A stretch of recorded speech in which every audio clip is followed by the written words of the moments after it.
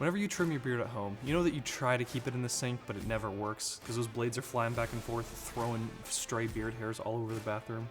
What you need is the trim trap. It's pretty simple.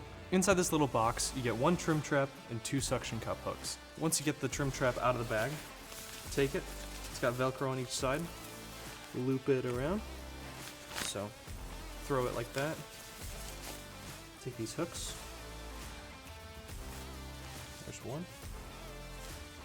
And 2. It's got this kind of like lever suction cup thing going on. Take this, put it on the mirror, and it'll catch all your beard hair. When you flip the hooks down, it creates a suction on the back of here so that it's not going to yank off while you're trimming. Get a trim trap. I think you need one, if you're trimming your beard anyway. Get yourself a trim trap at wildwillies.com.